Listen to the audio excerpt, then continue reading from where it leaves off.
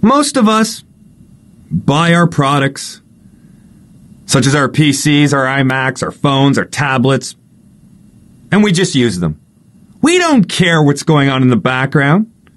We don't care where things are actually happening, but we should care in this case. What is RAM doing?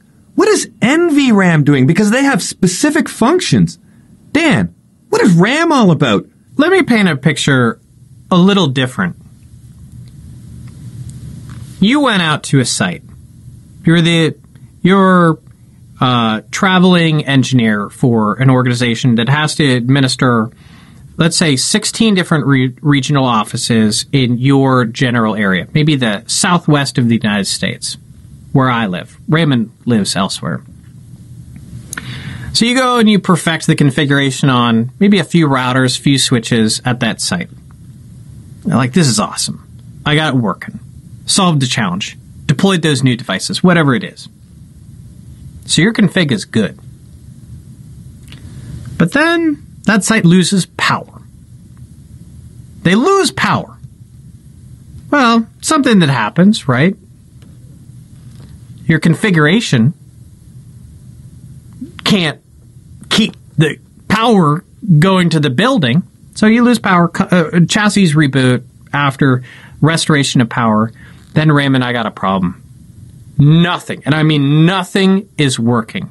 People aren't getting IP addresses.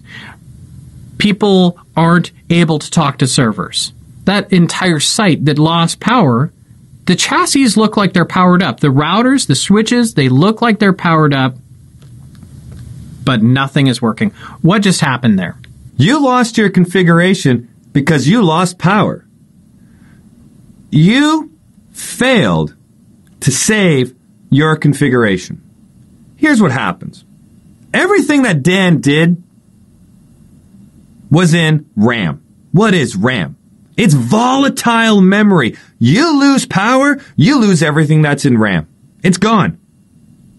Obliterated. Just like on our PCs. You're using your PC, you lose power, everything's gone that was in RAM. If we want to see what's in RAM, we can use the command show running config. It'll display everything that is currently configured and running on that device.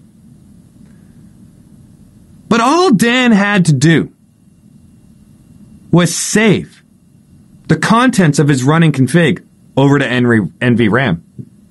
And that would have solved the problem.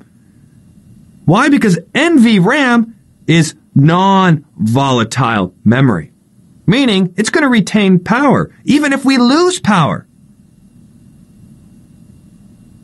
So if his config was backed up in NVRAM, when the device rebooted, that config would have still been there.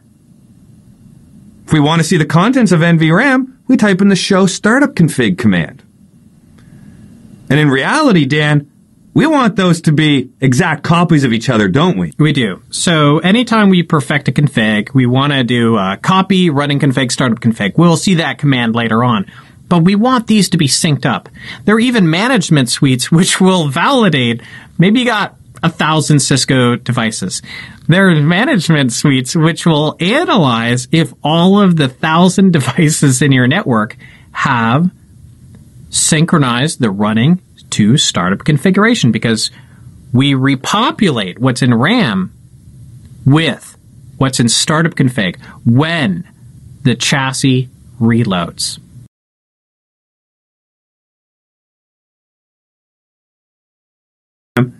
He wouldn't have had that problem at that site. And that's very, very important.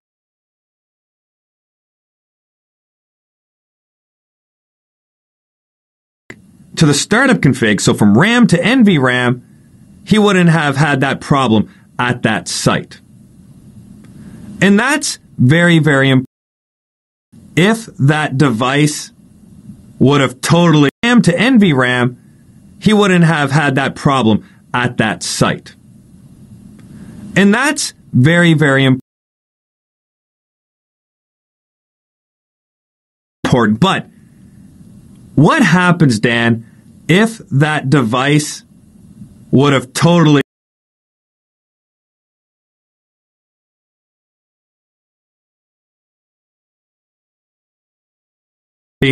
been corrupted, totally damaged, whereby you actually had to replace it? Even though the config was in NVRAM, would you actually be able to get that back and put it on a new device that you replaced? Well,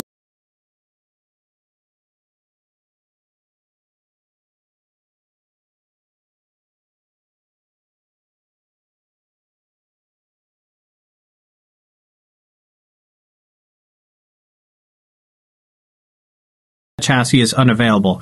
Potentially, we could remove damaged, whereby you actually had to replace it. Even though the config was in NVRAM, would you actually be able to get that back and put it on a new device that you replaced? Well, I have to consider that chassis unavailable to me now, and anything on that chassis is unavailable. Potentially, we could remove some flash cards, but a removable flash card is not the same as NVRAM. The startup config is stored in a different spot, much more internally in that chassis. So I got a problem. And this is a problem that every Cisco person is going to have to face because chassis do fail. And the mean time between failure for Cisco gear is great. They have good hardware, but we know things are subject to failure. So I need to think about a strategy that is going to work for my IT environment where if I do need to replace a chassis, I can get back to a previously good state. And it's not too hard. I need to copy my configuration, my running configuration, to an external server. I need to get that off of the chassis to a central repository, which is protected. I don't want that to be seen by everybody in the entirety of my organization, just under the privilege lock and key mechanisms of my infrastructure. And those configurations, I should have every router, every switch with a good, recent, up-to-date copy stored on a server. And the easiest, most fundamental way of doing that is Trivial File Transfer Protocol. That's a UDP-based application layer protocol in the TCP/IP suite that can copy. It's not the best out there, but it's the most common, and it's tried and true. So although we may demean it, and even the name Trivial File Transfer Protocol demeans itself, self-deprecating. Very few protocols are self-deprecating like this one. It's still the one that we typically use. There's also remote copy and FTP, but these pose challenges because sometimes I just want the simplicity of a lightweight protocol. Here's a great example of the different ways that we can copy our configurations. Look at all these different options we have. We can go from RAM to NVRAM, NVRAM to RAM, TFTP server to RAM, RAM to TFTP server. A lot of different methods available. The majority of these methods are a copy and replace, meaning we're going to copy what we have and replace it at that destination. So when I do a copy running config, startup config, so RAM to NVRAM, I'm copying and replacing the file in NVRAM. But that's not always the case. Dan, if two things are merging together, what is happening? Okay, well, let's think about a freeway system for a moment, because it really describes what's going on here. Raymond, I got, in this window of time, in this minute, let's say I got 50 cars coming from Interstate 101 merging onto the 10. So 50 cars coming from the 101 onto the 10, and the 10 already had 75 cars. We merge those two together, hopefully without the cars bumping off each other in that merge behavior. And sometimes we might have a collision where one car on one freeway is going to try to take the exact same spot of the other. And in that case, you're going to get a collision. And what's going to happen is, well, They're going to call insurance companies and resolve it. But we have the challenge here of that merge. And it works like the freeway system. When you copy into running config, you get merge. You get this merge behavior.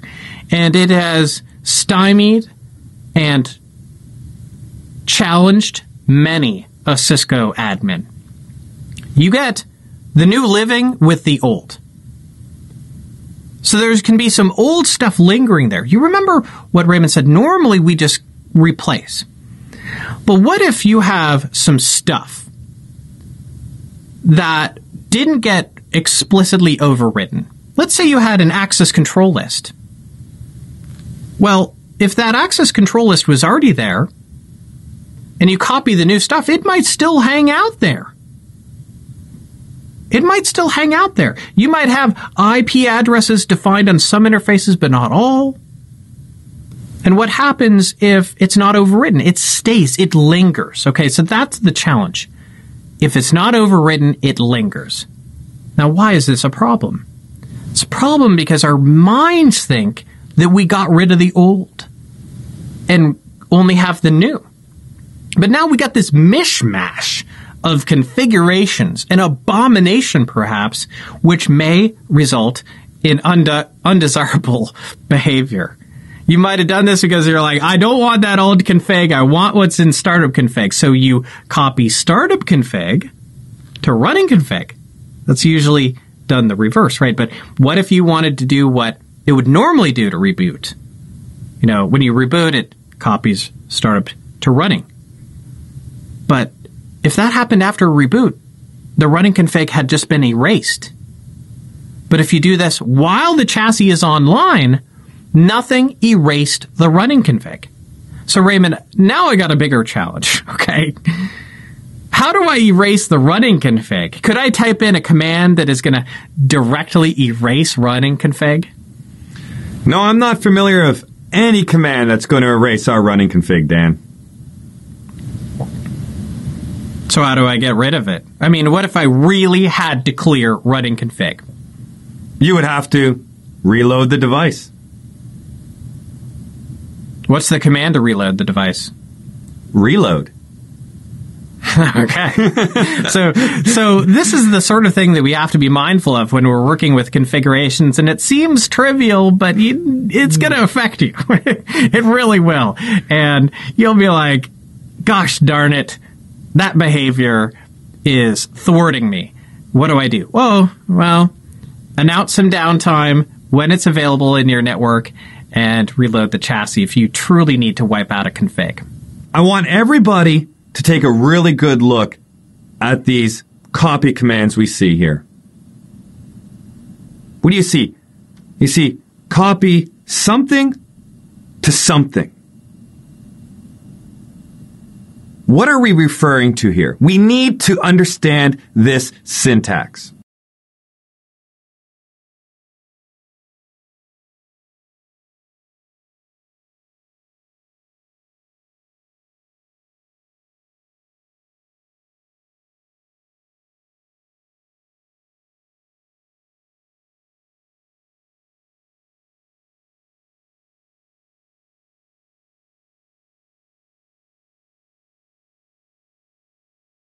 We are copying source to destination. I want everybody to say that. Copy source to destination. Dan, repeat that for me. Copy, source, and destination. And thankfully, when I came into Cisco, I had a really great DOS background. I was a DOS whiz. DOS 5.0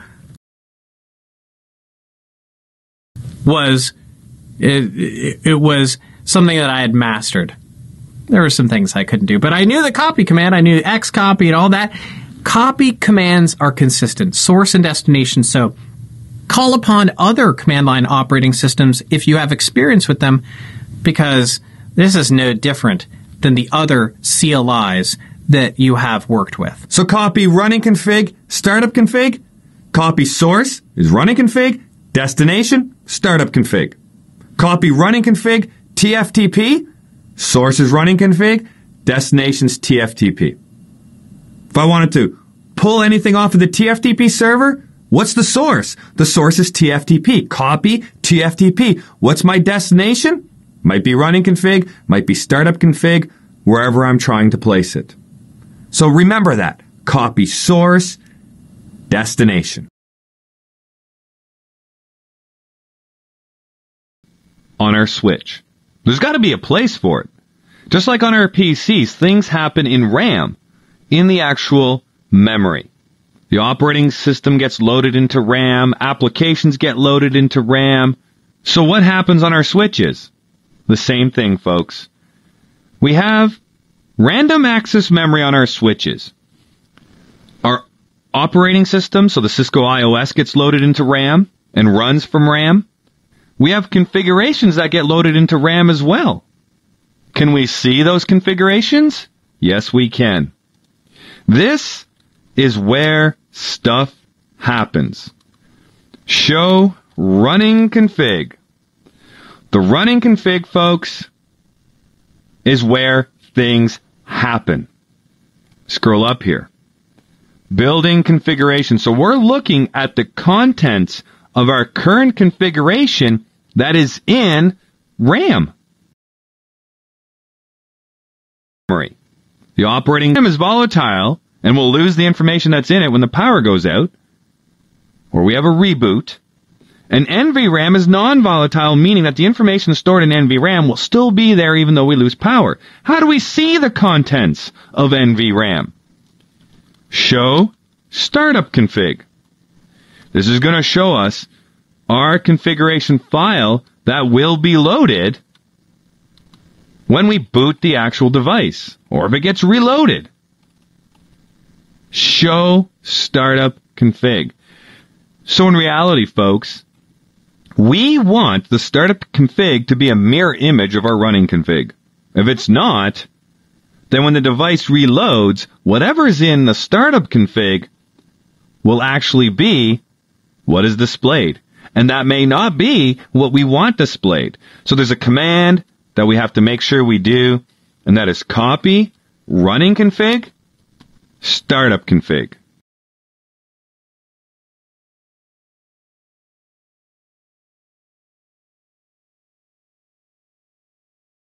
So copy from the running config to the startup config. And when you do that, then that information is going to be copied over to the startup config. For example, let's go back up here and look at my startup config. My startup config, currently that's saved on ASW1 in NVRAM, notice here that interface VLAN 1 is configured to get an IP address from DHCP. But let's see what is actually configured in RAM right now. It says IP address 10.112 with a subnet mask of 255.255.255.192. So, I typed in copy running config to startup config. Let's take a look at my startup config now and see if that was changed. I'm expecting to see the IP address now in my startup config. There it is right there. So my startup config is now an exact mirror image of my running config, where before it wasn't. So very important command, copy running config, startup config.